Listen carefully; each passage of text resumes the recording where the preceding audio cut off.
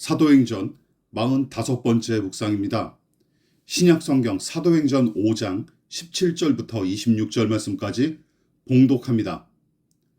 대제사장과 그와 함께 있는 사람, 즉 사두개인의 당파가 다 마음의 시기가 가득하여 일어나서 사도들을 잡아다가 옥에 가두었더니 주의 사자가 밤에 옥문을 열고 끌어내어 이르되 가서 성전에 서서 이 생명의 말씀을 다 백성에게 말하라 하매 그들이 듣고 새벽에 성전에 들어가서 가르치더니 대제사장과 그와 함께 있는 사람들이 와서 공회와 이스라엘 족속의 원로들을 다 모으고 사람을 옥에 보내어 사도들을 잡아오라 하니 부하들이 가서 옥에서 사도들을 보지 못하고 돌아와 이르되 우리가 보니 옥은 든든하게 잠기고 지키는 사람들이 문에 서 있으되 문을 열고 본즉 그 안에는 한 사람도 없더이다 하니 성전 맡은 자와 제사장들이 이 말을 듣고 의욕하여 이 일이 어찌 될까 하더니 사람이 와서 알리되 보소서 옥에 가두었던 사람들이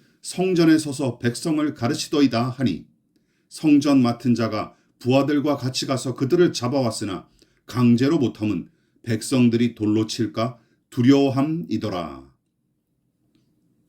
아나니아와 삽비라가 그 자리에서 사망한 사건이 벌어진 뒤 교회와 믿는 무리가 위축되기는커녕 이전보다 더욱 강력하고 활발하게 생명의 말씀을 전하게 됐습니다.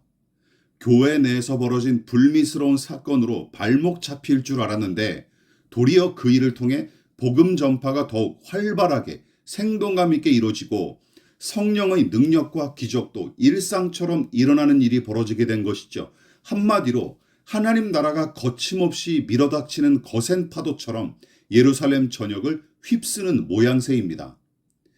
이 부분이 시사하는 바가 큽니다. 교회는 문제가 없는 곳이 아닙니다. 완벽한 공동체도 아니죠. 당연하지 않습니까?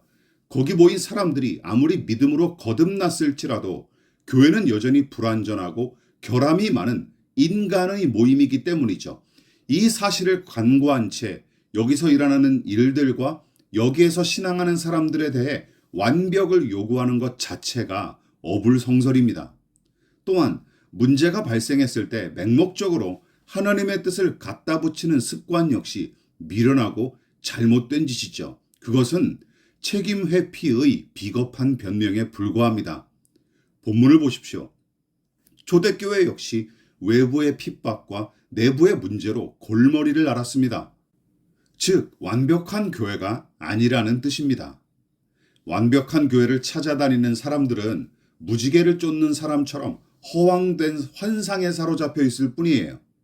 초대교회는 완벽한 교회가 아닙니다. 다만 모범적인 사례를 제공하는 교회로는 볼 수 있는 것이죠. 아나니아와 삽비라 부부 두 사람의 탐욕과 거짓으로 내부적인 문제가 발생했습니다. 문제가 생겼다고 교회의 정체성을 금방 잃어버리거나 변질했다면서 비난의 활시위부터 겨눌 필요는 없어요. 문제는 어디서나 누구에게서나 일어나기 마련이고 교회도 거기서 예외가 아닙니다. 다만 문제가 일어났을 때 어떻게 대처하느냐가 관건이죠. 그것이 교회의 정체성과 운명을 가릅니다. 물론 문제를 제대로 처리하지 않을 뿐만 아니라 부조리한 방식으로 무마하기에 급급할지라도 교회의 간판과 조직은 그럭저럭 유지할 수 있어요. 그러나 거기서부터 교회의 정체성은 타격을 입을 수밖에 없고 악한 마귀의 바람대로 변질이 시작되는 시점도 바로 거기서부터입니다. 초대교회에도 문제가 일어났습니다. 외부의 핍박으로 믿는 자들은 엄청난 고통과 손해를 입었고 탐욕에 사로잡힌 교인들 때문에 쓸데없는 분란과 분쟁이 일어날 뻔했습니다. 그러나 믿는 무리가 그 문제를 하나님이 기뻐하시는 뜻대로 처리하고자 애썼을 때 그 문제마저도 하나님은 선용하셨을 뿐만 아니라 문제를 초월하여 일하시는 하나님으로 말미암아 더욱 힘있게 주의 일을 감당하는 기관으로 설 수 있었죠.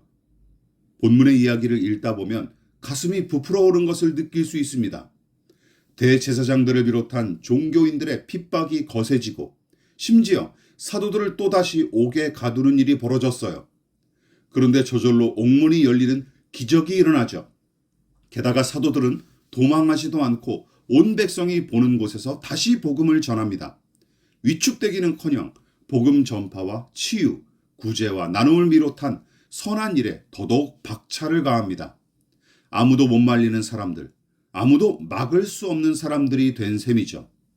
물론 요즘 공격적 선교랍시고 도리어 선교 현장을 박살내기 일수인 일부 선교사나 또한 전도한답시고 장사하는 가게 옆에서 공짜로 먹을 것을 나눠주는 몰지각한 교회 등은 본문의 내용과 아무런 관련이 없습니다.